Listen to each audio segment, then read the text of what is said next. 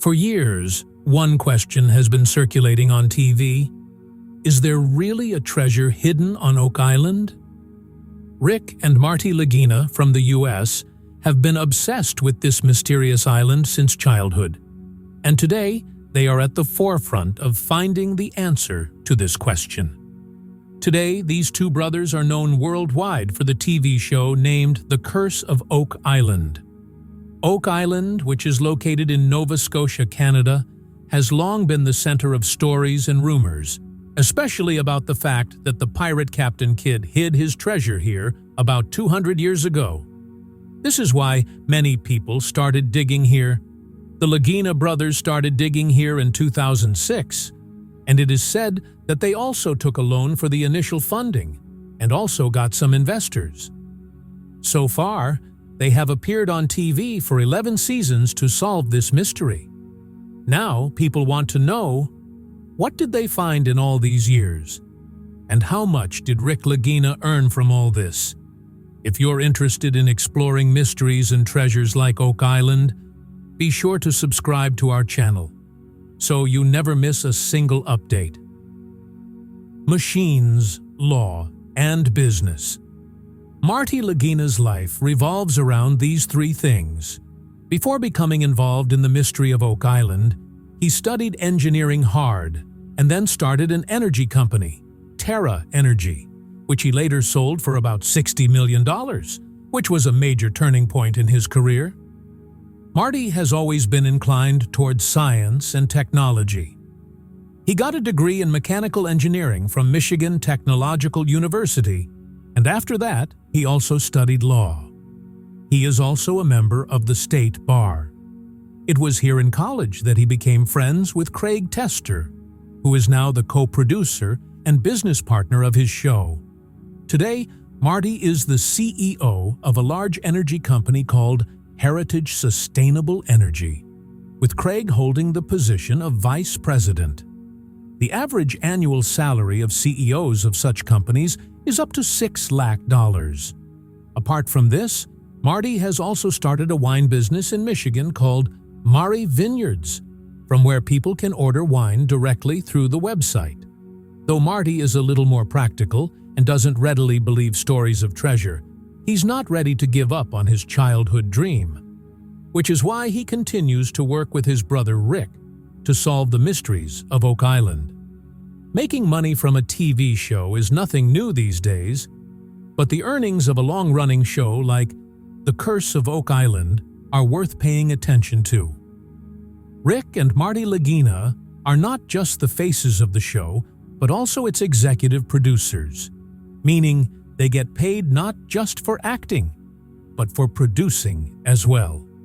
According to some reports, the brothers earn up to $100,000 per episode.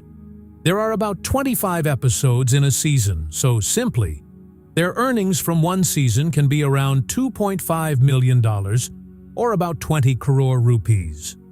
So far, more than 160 episodes of the show have been aired, so the total earnings have gone into crores. Apart from this, Rick and Marty also go to public speaking events, where their fees start at a minimum of $5,000. Books and merchandise, t-shirts, caps, keychains, etc., in their name are also sold on the History Channel website. And if you want to visit Oak Island, there is also a tour company called Salty Dog Sea Tours, which is often booked.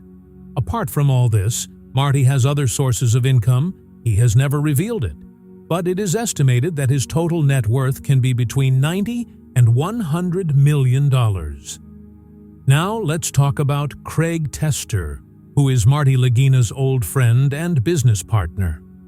He started Terra Energy with Marty and is considered an expert in drilling and scanning the land. Whenever there is any excavation on Oak Island, Craig plays an important role in its technical investigation and often helps in deciding where the right opportunity is to dig. Craig Tester is best known for his time on the show The Curse of Oak Island, but his work is more than just in front of the camera. He comes from a sound technical background and has extensive experience in land drilling, the energy sector, and engineering.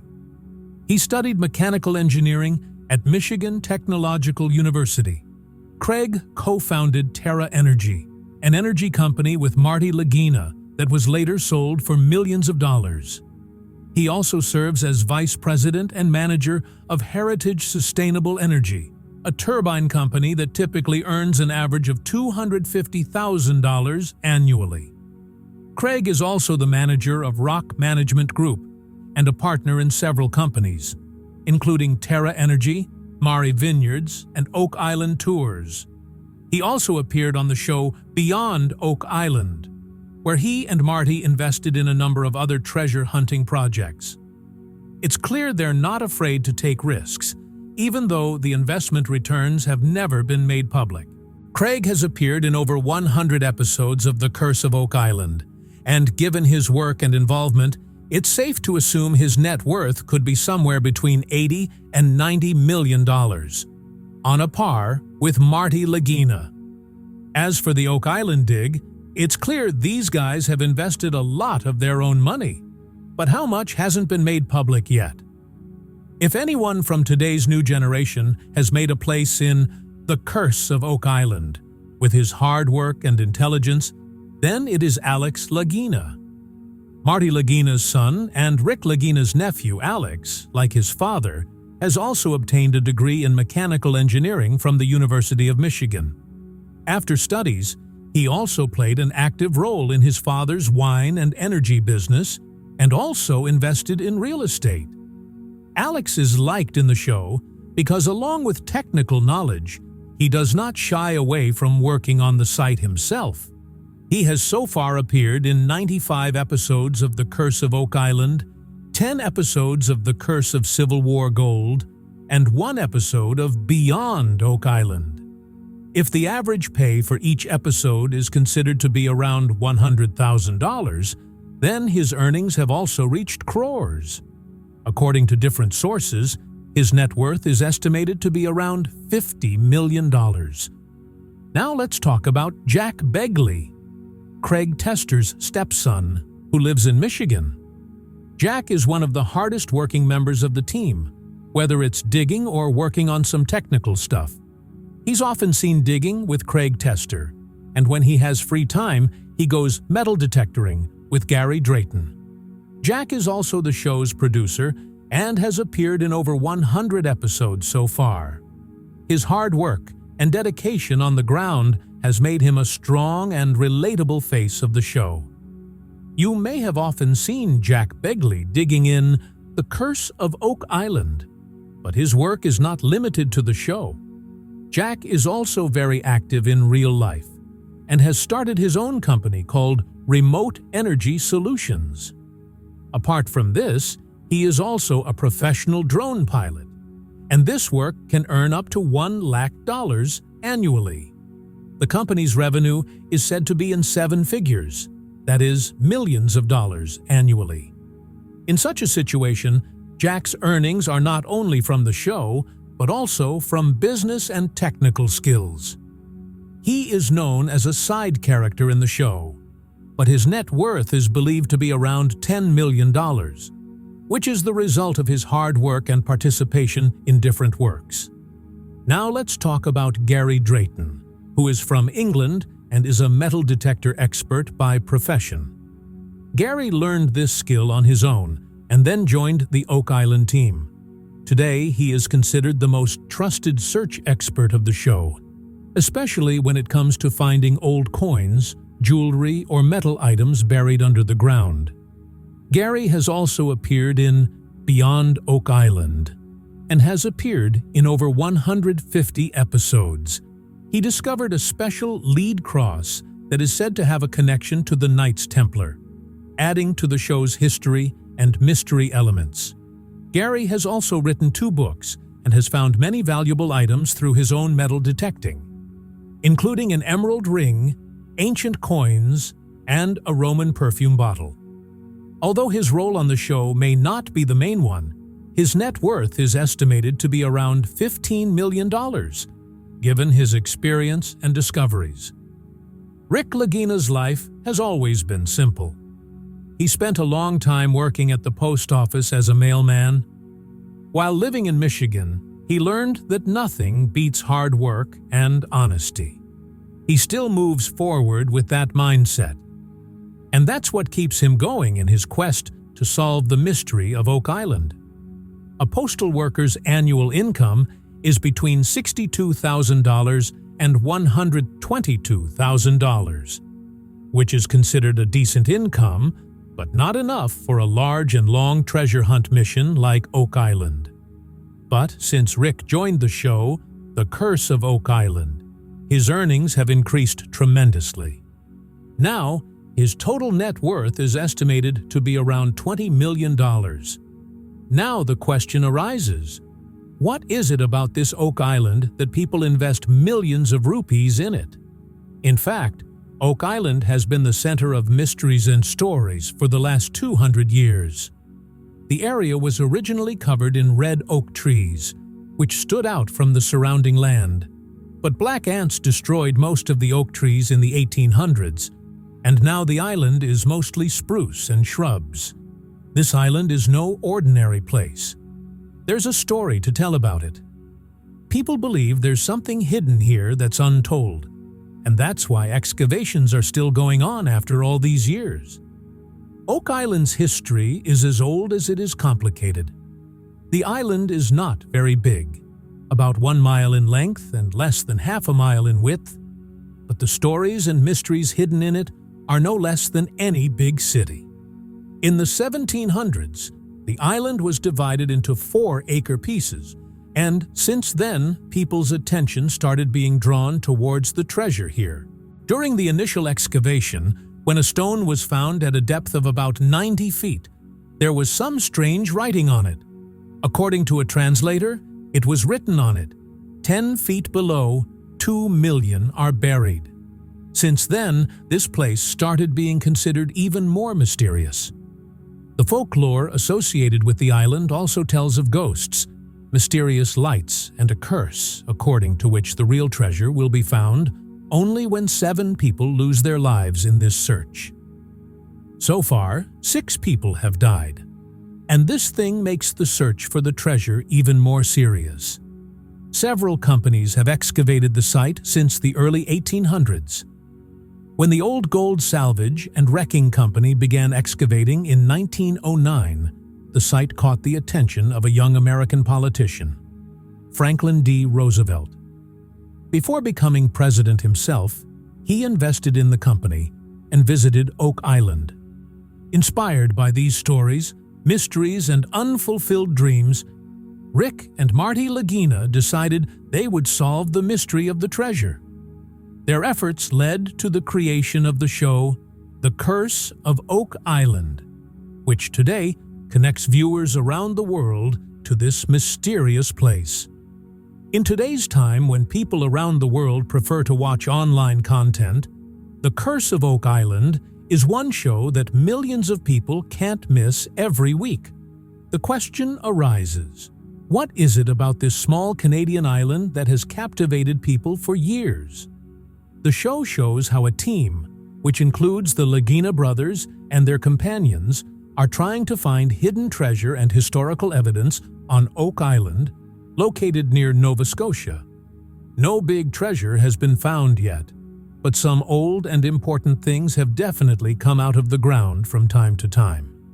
For example, a Spanish copper coin from the 1600s, an old metal cross whose design is said to be between 1200 and 1600, a garnet brooch that is about 400 to 500 years old, and an old cloth resembling a page of a book with medieval-like writing on it have also been found. In addition, an old piece of writing on sheepskin, an iron latch, a stone plate, old ox shoes, and many small and large metal parts have also been found. Even a possible Roman shipwreck has been found near the island, which has not yet been authenticated. Some people also believe that this show is just a hoax, and in reality, the treasure never existed. Or if it did, it was taken out long ago. But despite this debate, the truth is that the mystery of Oak Island is still as interesting to people today as it was 200 years ago. By the way, Oak Island is not the only place where treasure is being searched for. There are such mysterious islands and places in many parts of the world where people are still engaged in searching for old treasures. Let us now take a look at some more treasure places that are still a topic of discussion in the world of search. The German island of Rügen, located on the shores of the Baltic Sea, may be a quiet and beautiful place today. But many old mysteries related to the small places around it still surprise people. One of these is a small island named Toll, which is said to be the last resting place of German pirate Klaus Störtebeker. History tells that Störtebeker was sentenced to death in Hamburg in 1401, but folklore has a different story. It is said that even after death, his soul did not rest in peace, and his ghost started appearing in Hamburg. To calm it, his body was taken to this deserted Toll Island. For many years, it has been said that his body is kept in a gold coffin, which is tied with a gold chain. Some people claim that sometimes that chain is visible on the surface of the sea. However, till now, this alleged grave has not been confirmed. According to an old belief, there is one person in every generation who knows the exact location of the tomb, often a local fisherman. But to this day, no one knows who he is. This mystery is what keeps the place interesting for treasure hunters and explorers.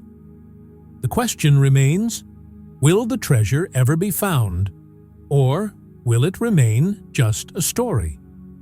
Gardner Island is a tiny island off the east end of New York. It still bears the name of the Gardner family, who inherited the land from the British in the 1600s. But the island's true identity is tied to the legend of a pirate, Captain William Kidd. In 1699, while Kidd was on his way to Boston to defend himself from charges of piracy, he stopped at Gardner Island and hid a treasure there. Legend has it that he buried the treasure in a ditch after getting permission from the then-owner, Mrs. Gardner. In return, he was given a gold-embroidered cloth as a reward and a warning. If the treasure was not found, he or his son would die. The hidden treasure included gold dust, silver bars, Spanish coins, gems, and other valuables. Mr. Gardner gifted one of the diamonds to his daughter. There's still a plaque at the site, but the area is private property and off-limits to the public. Kidd's story is even more interesting. He started out as a legal privateer for the British East India Company. When that didn't turn a profit, he became a real pirate. He later seized a British ship, which led to more trouble. When he returned to New York, he was arrested and sent to England, where he was hanged. The treasure was officially recovered, but many still believe the full amount of the treasure was never found. And so the stories about the excavations on Gardner's Island continue to abound. In Central America, near Costa Rica and Panama, a name is often taken in the world of treasure: Kokos Island. But very few people know that there are two islands with this name, and on one of these, the treasure of the church, whose search is still incomplete, may be hidden. In 1820, the treasure of the church was being sent from the city of Lima in Peru to Mexico. This responsibility was given to Captain William Thompson, who was the captain of a ship named the Mary Dear. But seeing so much gold and diamonds, greed took over. Thompson killed all the people accompanying him and set out with his trusted crew towards Kokos Island, where he hid the treasure. It is said that Thompson died in Canada in 1844, but before dying he told a person, Mr. Keating, about the location of the treasure. Since then, hundreds of people have gone to search for treasure on Kokos Island, the one in Costa Rica. The most well-known name is that of German treasure hunter August Geisler, who lived on the island from 1889 to 1908, but found nothing.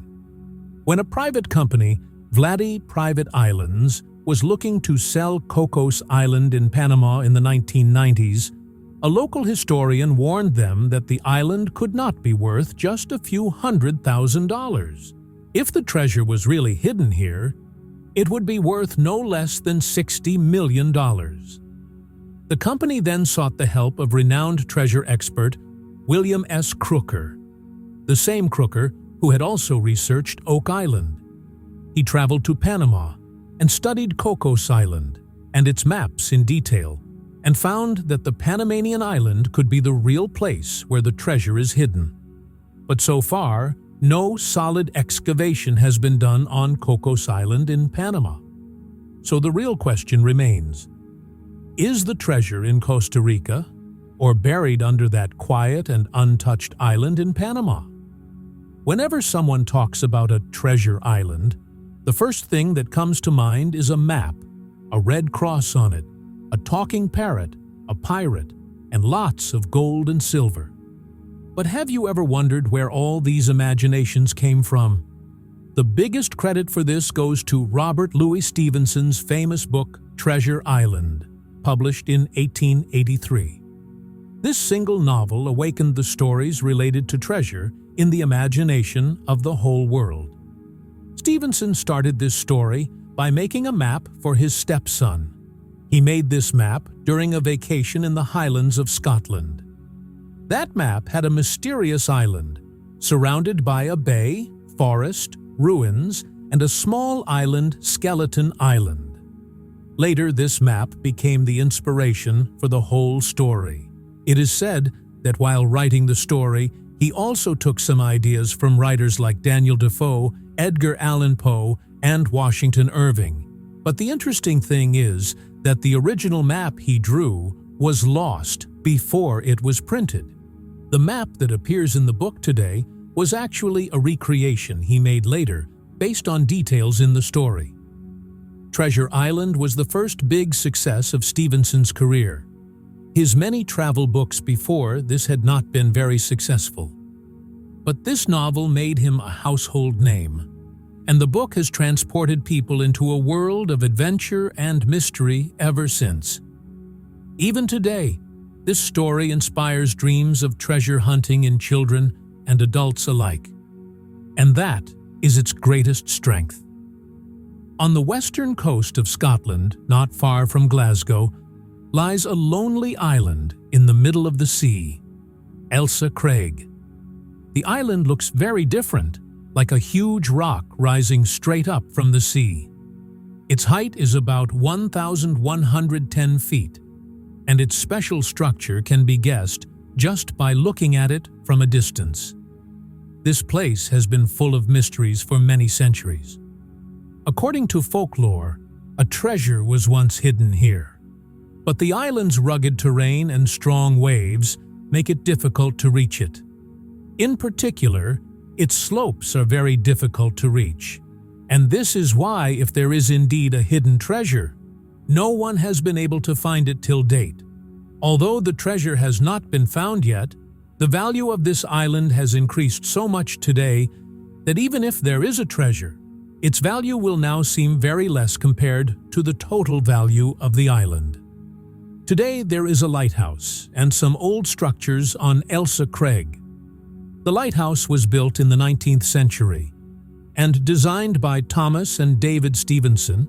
Thomas was the father of famous author Robert Louis Stevenson, who later wrote historical books like Treasure Island.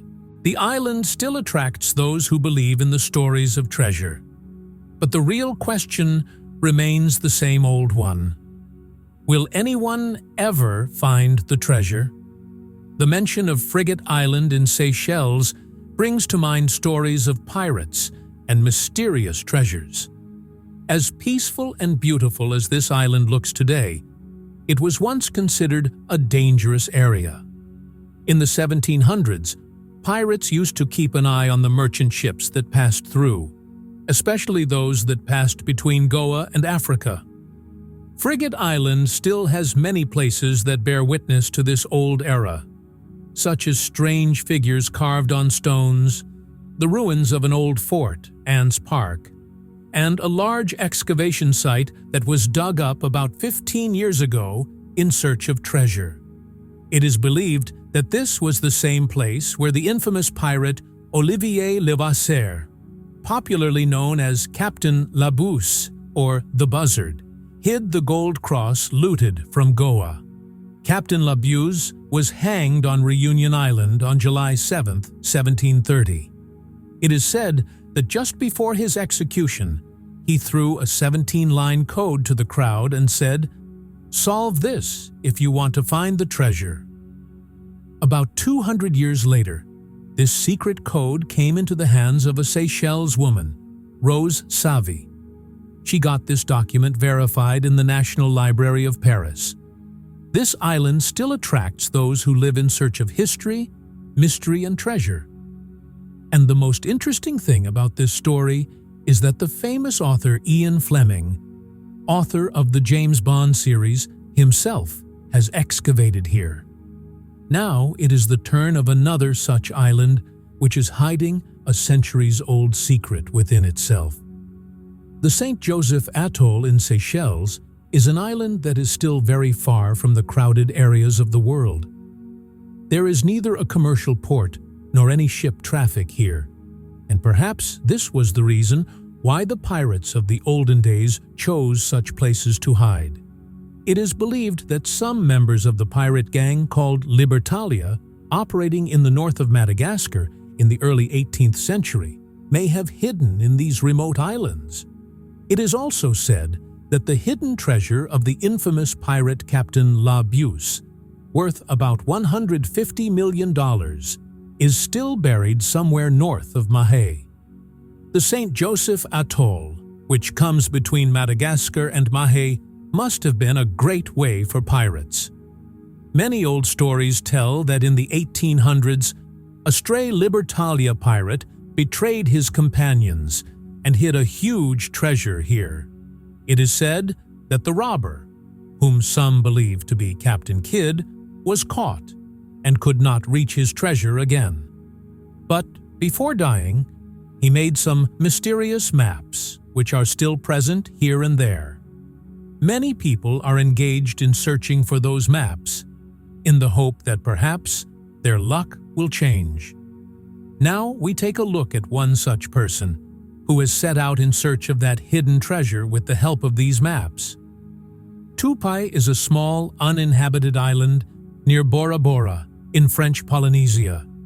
It may look peaceful and beautiful, but there is still an old story about it that dates back to the early 1800s.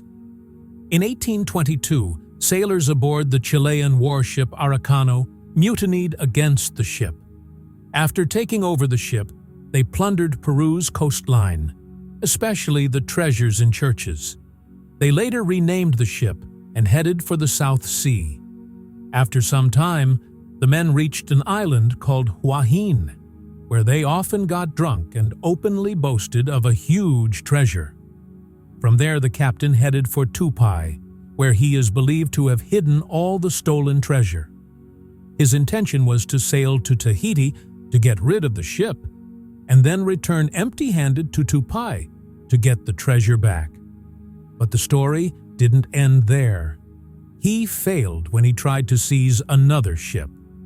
The few survivors managed to return to Huahin and convince the local missionaries that they were decent people. They settled there, but never returned to Tupai. Tupai remains as desolate and mysterious as ever, and it's possible that the treasure promised by a rebellious crew adrift at sea still lies buried there. The stories of the island of Tupai are as old as they are mysterious. In the late 1800s, a man from Nova Scotia, Canada, named Blackett, arrived on the island. He is said to have searched for treasure and may have even found it. But what makes the tale more terrifying are his alleged actions. He is said to have murdered 12 Polynesian laborers working with him, so that no one else would see his treasure. Years later, the graves of those laborers were found on the island. Blackett's end was also mysterious. When the Queen of Bora Bora discovered what he had done, he was sent away in a flimsy boat and was never seen again. The treasure he found may have disappeared with him. Another man who lived on Tupai for a long time after that, Robert Cunningham. He lived there for 24 years, and when he returned to Australia, he clearly stated that he never found any gold or silver there. In 1998, the island became the property of the Polynesian governor,